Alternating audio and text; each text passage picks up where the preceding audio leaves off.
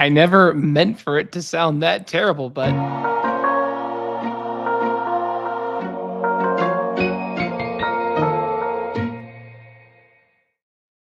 hello and welcome, Star Wars fans. We're back. This is Duel of the Ranks. I'm Brody, and I'm joined by my co-hosts Amanda and Brian. On this show, we try to find what piece of Star Wars content is the best that's ever been made. Today, we're going to be discussing ranks and hot takes from the Acolyte season 1, hopefully 1 of 1, episode 7, whatever it was called. By the end And of this episode 6. Oh, we didn't do that last week. Great. Awesome. Yeah. We're talking about 2 episodes from this show, the Double Acolyte. feature. I actually liked episode 6, so Hey, we'll see what we have that's what good. we have to say about that. So, with that to be said, let's dive right in. What are our thoughts on the Acolyte episodes 6 and 7? I mean, what even happened in these episodes? Like all there really was thirst trap, dumb Jedi, evil witches. And yeah, flashback. No, that's not it. There's so much more to this episode. This is peak Star Wars for me. Brody, you asked me last week if I could, dissolve Star Wars into one concept, one thing. I guess Star Wars to me is, at its most personal level, a critique of religious drama, or religious dogma, and this is just like the best it's ever been. I know Star Wars is also... Are you saying? Why? It's an opinion. Yeah, it sure is. So you have to respect He's saying an opinion. Yeah. I'm not saying it's like the best made Star Wars content. This show is just riddled with structural issues, but I think it kind of more suffers from the earlier episodes not being very, bought in, not being very stable and grounded. But these last couple episodes for me have just like really connected, and I've just loved the discussion of the lore and the philosophy and everything in between. It's been so fun to watch this show week to week. So last week we took the week off because it was 4th of July when we would record, and we wouldn't want anyone to edit audio with a bunch of fireworks going off in the background. So why? That is a good choice. That should be like a form of torture in Guantanamo Bay, like, hey, edit this podcast with 4 different microphones in different locations. I wouldn't have cared. I would have just let it all in there, whatever. But I did like episode 6, which was Teach/Corrupt, more than I liked this most recent episode, because it started to take me down that Last Jedi path of like, ooh, look how pretty and sexy the dark side is. Like, we have biceps over here. And just, questioning everything you've been taught, all of those like questions are really interesting to me as a viewer. So I thought that there was more going on in that episode than the most recent one. I know, Brody, maybe you're saving it for your hot take about how swole our Sith Lord is, but or lack thereof. Maybe that's Knight of Ren, or maybe just his own dude. Who knows? I love that moment of Osha putting the helmet on at the end. That was, to me, like, I don't know. I felt like what I imagine audiences felt like when they saw Vader for the first time and heard him breathe. Because I don't remember that moment. I just grew up knowing Star Wars from before I could talk. So like that moment was just chilling. The audio design and just the claustrophobia of just seeing the little slit through the visor. Like, that was intense, knowing that that's a sensory deprivation device. That is so hardcore. That is so metal. Literally. Yeah, it's so cortosis. and he headbutts lightsabers with it. It's clearly been damaged before. Like, I don't know, there's so much more to that character. Manny Jacinto's got some range. I do wish he showed a little bit more of his goofy side. Like, I kind of like the idea of this Sith character as like the nihilistic / kind of, what do you call it? The one philosophy that's about absurd. Yeah, this kind of absurdist approach to just like not taking it. Everything's a sick joke and I'm going to burn it all down. Kind of like the Joker. Yeah. Doesn't have to be all, over the top like the Joker is, but I thought a little bit more of that in his character probably would have made him a little bit more distinct, I guess, as a villain. So that was like kind of the biggest drawback for me. But he is very hot, and that first nudity in Star Wars. I know. I was appreciate like, it. oh my gosh, like Literally looks down. yeah.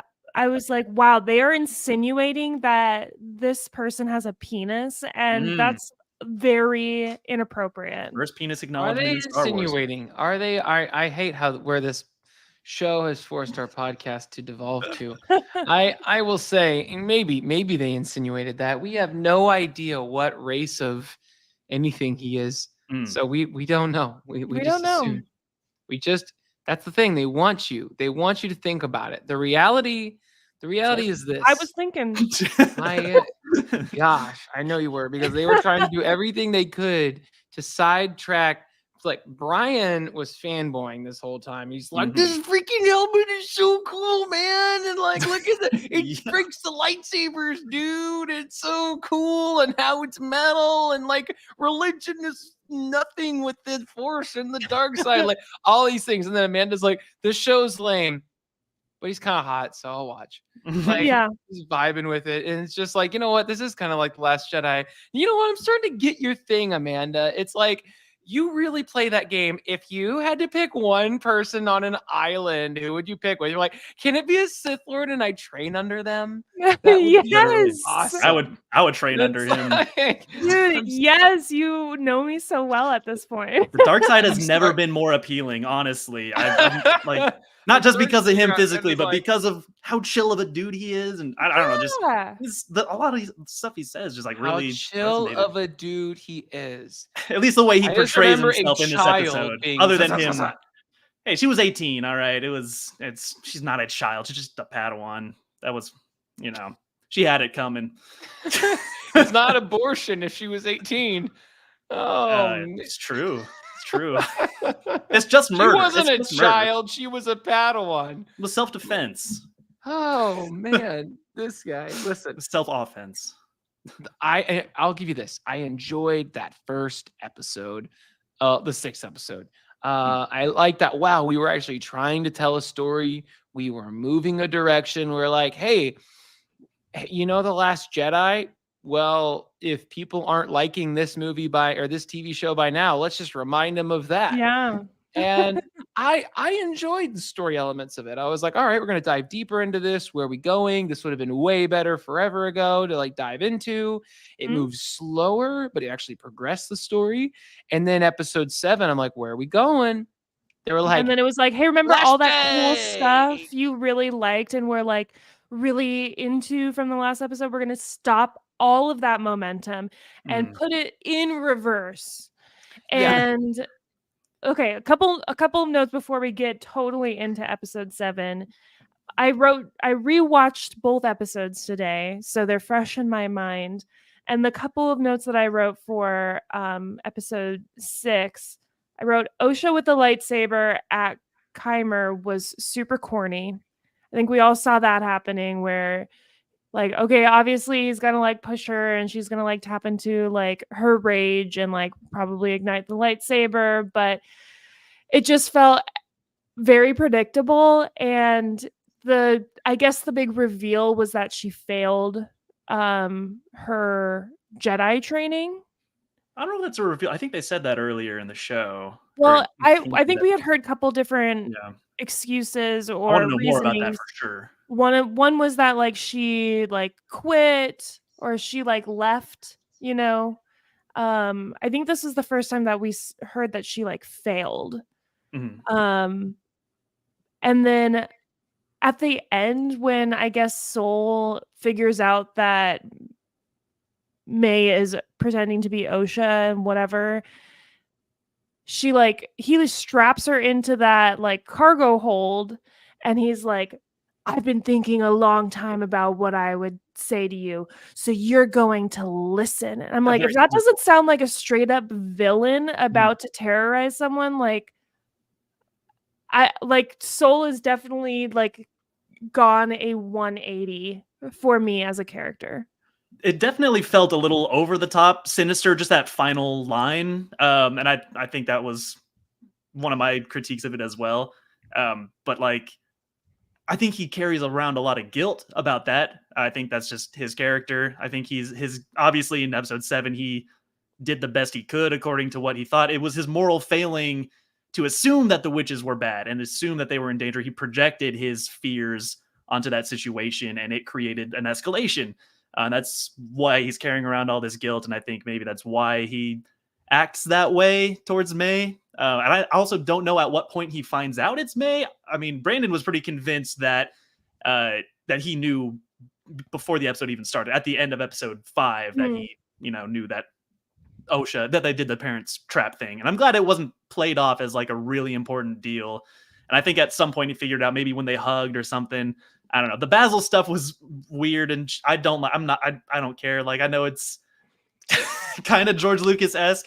I don't know. The Basil stuff did not land for me either. That was absolutely just like, I was like, oh, this is still part of the story. Yeah, I was like, I have no idea what the heck's going on with him. Is he trying to tell, like, he obviously knows that she's not OSHA, right? Or maybe he is suspicious, but they have the same like DNA, because they also revealed in episode 7 that they're basically like identical. Yeah, literally the same. Right. So I don't know if Basil knew. I don't know. All the stuff with Basil was just kind of confusing and a distraction from the good, interesting drama that was happening. Any other thoughts about episode 6? Nothing. Not too much. I mean, yeah, it was very slow paced. I definitely agree with like the trajectory of the show. Like the show's mostly suffering just from a structural issue of just like, they were really putting the pedal to the metal in episode 5, and then they just like slow it way down, and then a flashback. I guess like the flashback episode didn't really surprise me much, because I knew it was coming for a long time. Yeah. Same director that did episode 3. But I showed my friend, who's the most skeptical person I know, I showed him episodes 3 and 7 back to back without him knowing anything else about the show, and he enjoyed it. He loved it a lot, and he's a guy that gave up on Star Wars with The Last Jedi, and I've been trying to fight to get him to watch it with me at some point. But at least, I don't know, I think there's a lot to enjoy in these episodes, and a lot of fun discussion going on in the internets, and that's where it's at. I think I've totally done a 180 on like, oh, they should just drop these shows all at once, because it's painful to have to sit through this and not know the answers, and then the answers are underwhelming. But this show has been so much more fun to speculate from episode to episode, much more engaging than I think any of the other shows, just in terms of the discussion and the lore and all that. So like, let's just go to the next episode. Let's get this over with. I know you love it, and you do. So let's just do this. Let's just talk about it. Let's get this over with, because I'm going to be honest with you. I had a conversation with Amanda earlier today, and I need the audience to know that I really enjoyed episode 7, The Choice. He ranked it higher than I did. Yeah, I gave it a 47%. And I will say, I have not laughed that hard in a minute. I really decided this week, I was like, I finally realized, like, just don't take the show seriously. Just have fun with it. Right? Like, these things, just like look at it through the lens of a child. And when you do, boy, this show's a lot of fun. I mean, yeah, you got like lightsabers blocking arrows. You got witches getting stabbed in the gut. You got, hey, like, I can't hold 2 children at the same time with the Force, because that would be really heavy. But I'm going to hold these bridges. And, well, I guess that's too heavy. So I'm just going to like hold this bridge instead. And whatever. It's fun. It's a good time. And it's like, hey, you ever wondered what a Wookiee would look like as a Jedi? Well, now you know. Hey, you get rid of his lightsaber, you still got these hands. It's like, look, it was a ton of fun. I enjoyed the ride. Is it a good show? I mean, I don't know. At the end of it, I probably was saying the same thing, like as like, a main character in this show says, like, I just want to go home. I'm tired. Like, all right, that's his motivation for anything. He's like, I'm gonna go take a kid. Relatable. He was a very interesting anti-Luke. Of instead of looking off to the stars, he's I just want to go home. I know. I'm very like, different. Go ahead, Brody. There's just nothing there. It took away any sort of positive traction and momentum that we had from this last episode, and we're like, remember what we talked about before? How you thought it was semi-interesting? Well, we're going to talk about it again from a different perspective, but it's going to be pretty much the same story. I'm like, all right, well, all I really want to know is, how did those witches die? I'm like, oh, we got an answer. Oh yeah, how'd they die? They died. Yeah, but like how? Like, or did they?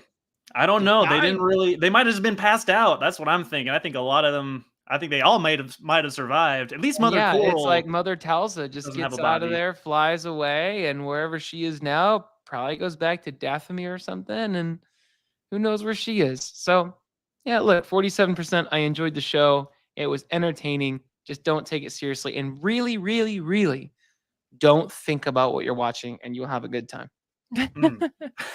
Just hit your head against the wall 10 times and then press play. Yeah, and a great time.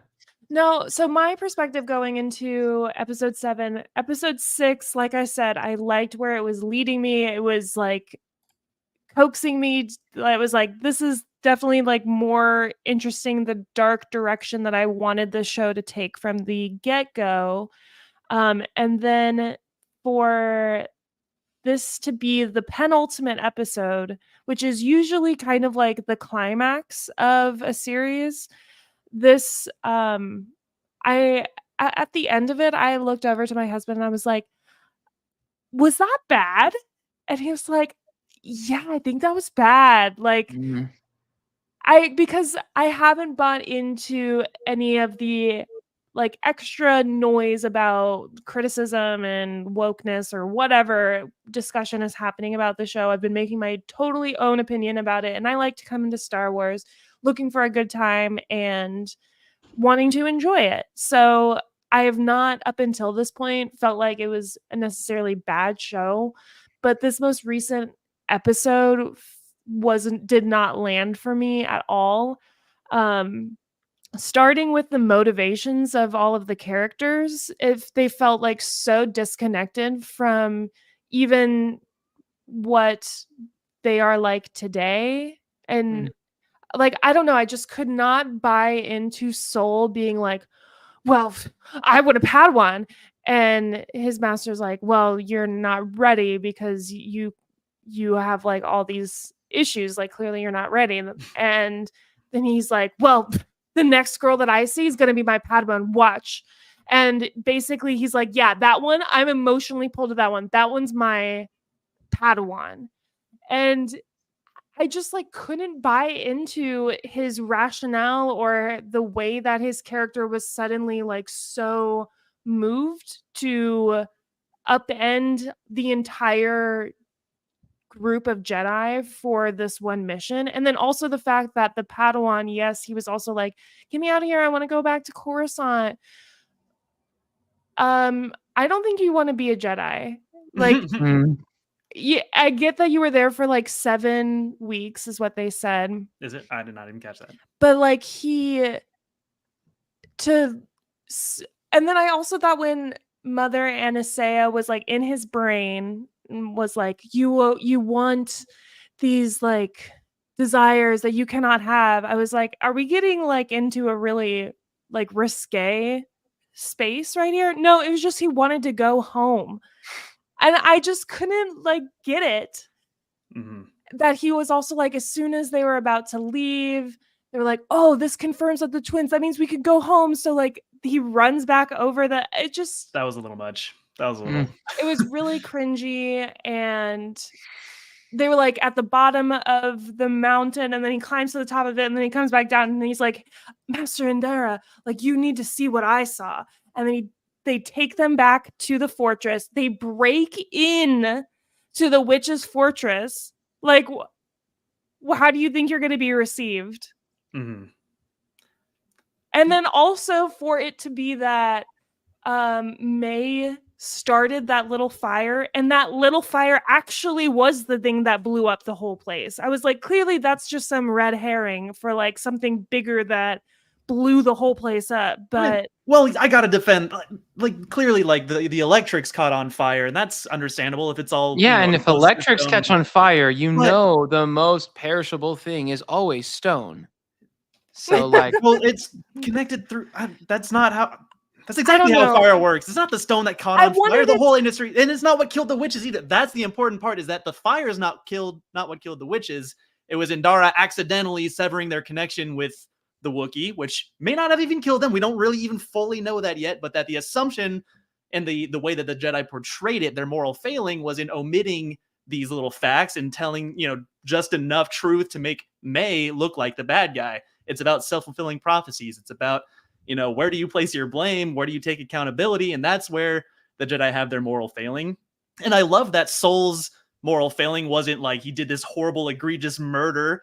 It was that, he was acting in self-defense whenever he killed Anastasia. Or in his mind, it was self-defense because, there was already an escalation. Torben had already activated his lightsaber, and he thought he was protecting May, or who he thought was Osha when she runs out. But then as soon as he saw her face marking, he was like, oh, that's not the one that I wanted. So I'm just going to make sure that I can throw her away and get the twin that I actually want. That's valid. That's absolutely the other part of his moral failing, was obviously choosing Osha over May because he preferred her. But to be fair, like, she did become his Padawan. He was probably in tune with the Force enough to feel that connection, or to feel some sort of insight into what would become. That makes sense for a Jedi. They have the Force. They have this insight. I could see, that being a prophecy, or potentially that was manipulation of the Sith, or it is just his own character failing of wanting a Padawan, feeling this need to have a family and to have a connection and to fill this paternal role. And that's what leads, his own projection, his own assumption that these are the bad guys and Jedi are good, is exactly what's going to lead to their downfall in the future. It's exactly like the prophecy, the foreshadowing that the show, needed to be, to really set up the prequels and to add something, to contribute something to the entire saga, with also being a very self-contained story with believable. I like Soul. I relate to his guilt complex, even though, yeah, we make mistakes, we're human, but like, he at least channeled it into something productive and tried to give Osha a life and a home and love and family. But I don't know, to me, like, his story, like, it's giving like white savior tries to like go to like an African nation. I know he's not white, but like, he's like going to a different world, a different culture, and he's like, I need to save them from themselves, so I'm gonna adopt them and raise them my way and have them forget about everything about their own culture. It's hella colonizer vibes. Yeah. That's exactly what an issue I have with the Jedi as well. But it's not Soul as a person. It's because of the institution that indoctrinated him to believe that that's the right thing to do. And that's what the galaxy needs to protect themselves against the dark side. I thought that was very well portrayed in this episode. Better than any other Star Wars story, honestly. Just this nuance of these decisions and how our self-fulfilling prophecies, end up attacking us. I couldn't buy into you mentioned like the nuance of the decision. I just wasn't able to empathize with the reasoning behind Soul's like character pull. Mm-hmm. And I feel like I have a lot of great empathy for the decisions of these characters, but I don't know. That's what the major disconnect for me in this episode was, the rooted belief that some of these Jedi had. And I don't know, I just didn't find it believable.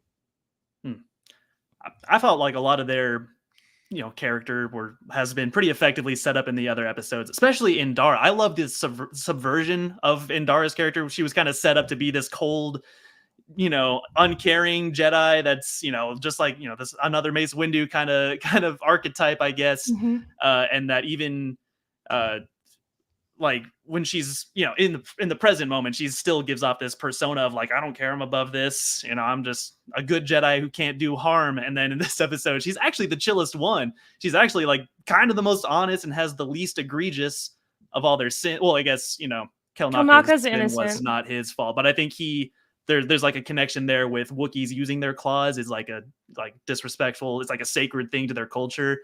So there's like lore reasons there why he would feel a lot of guilt, even though it wasn't his fault. And I like that they're kind of tapping into that. But I don't know. I like that Indara wasn't, that the decision wasn't, the mistakes they made weren't so egregiously evil that it, that you just call the Jedi bad. And it wasn't just like a misunderstanding. That's what I was more expecting, was like, oh, it's just a misunderstanding and the Jedi are actually good. But no, they actually they really did. Yeah, they like made bad choices. yeah, for the right reasons, as Anastasia says, those good intentions will lead to the death of every Jedi. That couldn't be clearer. Like, that's the whole point of this show and what it's contributing to Star Wars. I will say, I did just update my score slightly. I gave the technical aspects a 3 instead of a 2 because Junis Sumato as Kalnaka really getting to actually fight and move and do choreography. Like, I was really impressed with the movement that Kalnaka got, and seeing like a Jedi Wookiee moving at like a Jedi pace. And also Torben with his cool little Annie spins. Yeah, those were fun. So I did like those were some redeeming factors. I wish there was more action and more fighting sequences because they are my favorite parts of the show. Yeah, I'm really hopeful that episode 8 does something crazy. I get this feeling that like Soul is carrying around Osha's lightsaber still, and May's gonna find it and attack him or something. Or I don't know. There's gonna be a climax in episode 8. If it could be really bad. It might not stick the landing. I don't know. But like, there's a lot to wrap up, and I'm kind of getting the same feeling as I did towards the end of Bad Batch, which is like, how are they gonna conclude all this? The answer might be that they're not. I mean, I'm kind of hoping for a season 2, honestly, because I think there's these characters and these plot lines have so much potential, and there's a lot of other things going on in the background with the Sith that they're leaving room for, it feels like. But at least it's like, to me, the last couple episodes have been compelling because I kind of expected where they were going to go. It was like predictable in a good way that kind of softened the blow of, the slower pace. But I got to appreciate that episode 7, like just the tonal contrast between episode 7 and 3, even though they're the same director. It's very clear. I love the Rashomon thing. If y'all have seen that Kurosawa film, that's kind of what it's supposed to be. Is, the first version was what they told the Jedi, what Osha believed, and it's from her perspective. So it's got this kind of awkward little kid, kind of, more childish tone to it. But then seeing it from Soul's perspective, the way they framed it, even just like the acting differences, they use different takes of, voice lines for the different shots. And even like Mother Coral's body language is like more aggressive in Soul's mind. Like, it's not just the same shots, just with different cameras. Like, this is, they're doing the whole Rashomon thing. I thought it was really interesting to kind of see the differences in the technical aspects of, how it's made in this darker tone, and how, of course, you're hearing these voice lines off in the distance, you're going to project more of what you expect onto it. And of course, if you're here looking for a virgins and you see some kid, torturing a little creature, that's what Soul saw. That was what he walked into, was May using the dark side. That could also be a reason, why he feared her, or why he didn't, why he chose Osha over her. All these little assumptions about the dark side and where it leads. That's always the downfall of the Jedi. Brody, I want to know what part made you laugh the hardest. Oh, I think, yeah, it came down to just so much silliness throughout the entire, like, without the suspense of not only disbelief, but logic and reasoning. Like, again, I don't have that, so it didn't bother me at all. Holding a bridge was so difficult that he only had like a ton of That's weight. The wrong thing to complain about in Star Wars. I don't know. Like, the force powers. Oh, they should have used this force power instead of this force power. I don't get that at all. It's just what happened. It's just that was it's like it's not just the force power. You're a dumbass. You're a dumbass. He was rushed in a tough situation. He had to make a snap decision. What should I do? Should I pull the person out of the burning car, or should I like get a towel and start hoping the car doesn't blow up? It's like, it has very little. Look. Regardless, you got the force. You decided to go for the heavier items. Like, all right, it's a moment of life or death. Okay. Do you think episode 8 is going to be the perspective of May falling down the tunnel and surviving to some extent? I hope there's no more flashbacks. I hope it's not. But I kind of think it will be. With certainty. All I know is that this show is going to be over. And when I look at it, I hope for good. I mean, the IMDb numbers, hopefully we keep it that way. Episode 6, we rated at a 65.6 overall, and episode 7 a 58.93.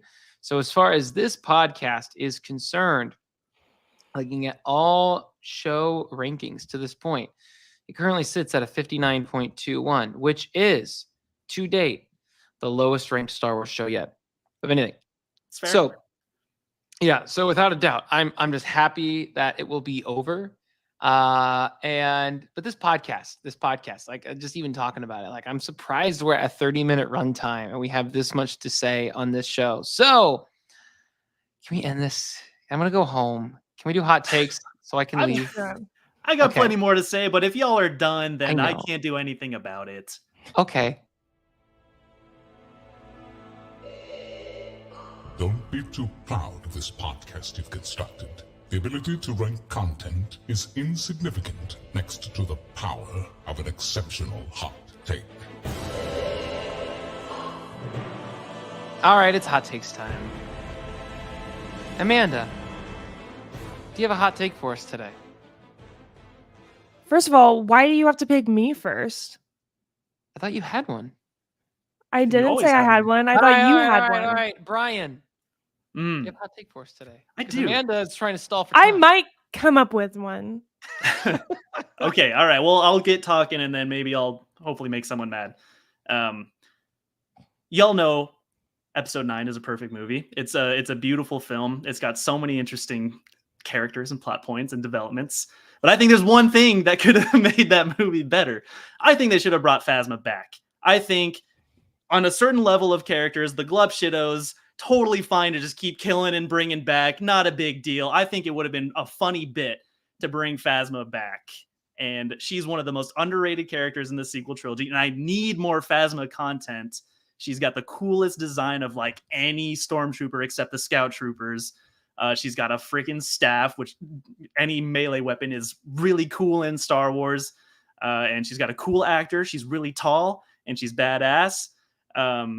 And I do appreciate that they brought her back in The Last Jedi to give her that fight scene that everyone wanted. It's a pretty cool fight scene, but they absolutely could and should have used her more. Yeah, I mean, I agree. I'll say, Roger, I'll agree with you just because I feel like there's a lot of people that don't want to see her. So that might, it's not a hot take for me, but I'm hard sure agree as well. Yeah. All right. There's your battle. Roger. All right. My hot take. What's the villain's name from Acolyte again? With the stranger. Kymer. He has no name. The man with no name. All right. So here's my thing. If people think this man is attractive, that's great. You are entitled to think anything you want is attractive. And I'm not here to say what you should or shouldn't. But the amount of times people have talked to me this last week about this man being swole, this man being buff, this man being, and I quote, huge. Now listen, maybe they were watching the square version and they saw a lot more than I saw. But I saw the horizontal version and everything that I saw on screen was not huge. That man's a $158 when wet, dripping wet. I guarantee it. If we were playing basketball, or we were playing any sport, any contact sport, I don't think he's stopping many people from getting to the rim. I think that guy's just skin and bones. And hey, that's all right. That man is on a diet that says no body fat and do high intense workouts, a ton of reps, minimal sets, and look good. He probably didn't drink water the day before, so his muscles were just tone. He was dehydrated, but everything showed off. And that was a skinny guy. And everyone's just like, yeah, that's what a muscular man looks like. And I'm like, anyway. His muscles were defined. They were defined. You could see them. He had not had McDonald's in a minute. There's no body fat to hide anything. So he was a skinny guy who probably curls his nice little, 20, 25 pound weights, does a whole bunch of them. And then, he works out. He does things. I'm not saying he's not fit. That's the thing. People told me, wow, he's really fit. I've got no complaints. The man is fit. But when we say he's swole, he's huge, he's all these things. Adam Driver was huge. He was big. Adam Driver was a big He was a big fridge. Dude. He is a big guy. Adam Driver would truck. He was a Marine. Yeah. No, Adam Driver is an actual like large human in real life. This guy is not. Yeah. Okay. No, I can agree with you. I mean, Brody, are you saying you could beat him in a fight? Or in basketball? Or what sport are we talking I don't about? know what kind of, I'm assuming he did some level of like training for this, that he might know how to actually like kick my ass. So I'm not going to say I could beat him into a fight. But if we were playing basketball, all right, hold on. What's the actor's name? Manny Jacinto. Danny Mancito. Manny Jacinto. Jacinto Danny is actually. Mancito. I did not get the guy that we are looking up, Jacinto. Mm-hmm. All right, he stands at the man is 5'11". Nice. He is his weight is yet to be oh man. So last time he was weighed. Okay, well, that's actually someone that was arrested. That's not the same guy. This guy was not the same person. Point is, though, they said 125. I'm like, that's actually a lot lighter than I was thinking. All right, listen. The guy's 5'11". I'm going to put $50 on him being 160. Maybe 168 max. If we were playing basketball, that guy wouldn't stand a chance. All I'm saying. Now, in the fist fight, that dude may know a thing or two. He might have gone through some sort of training for a movie I don't know about. I'm not trying to say, I don't want to get into a fist fight with the guy. I'm just here to tell everyone he's fit. There's nothing wrong with being fit, but he's not swole. You know what's funny is that you started this hot take off kind of complaining that everyone's talking about his body, but you're the one that keeps bringing it up. Complaining? They're not complaining about his body. They're like, no, you were. You were complaining about other people talking about his body. Term. Not him. Not him specifically. The term swole is overused. Mm-hmm. That's you agree? Wow. I really thought that was a milquetoast take, but I'll take the soundbite so I can get him. I guess whatever I've heard the same thing, and I guess you're right. I don't really think that much about people's body weights, but you're probably right. You're probably right. And other people would disagree. I mean, I liked looking at his arms. I thought that was a great costume choice to make his arms visible when they were fighting. I liked his boobs. Yeah. But yeah. Let's see if I can come up. Well, okay. I don't really have a hot take, but I just wanted to say, like, my overall thoughts of this show now that, like, it's the end is nigh. It really should have been a movie. I think that there are really good elements to this story. Like, I think there are really good pieces there, and it just hasn't been executed the best way. And I think if it would have been condensed to a movie, that would have resolved some of the pacing issues and stuff. But I feel like it probably went to a test market and got like rewritten and like rearranged and like pulled apart. And I can only imagine what maybe the first round of this looked like and felt more like original and passionate about the story that it was trying to tell. But I think ever since the logo changed, which we talked about a while ago, yeah, I feel like that really took some of the life out of what I was hoping for this show to be. Yeah. You know what's funny about that take is actually I have that written down in my hot takes as well. I was going to save it depending on how I felt about the last episode. No, I totally agree that it would have been more focused, and that like as a show clearly is where this show is suffering, is just it's just all over the place. If I was going to like rate the quality of it as an entire series versus the average of the episodes individually, the entire series would be like way lower.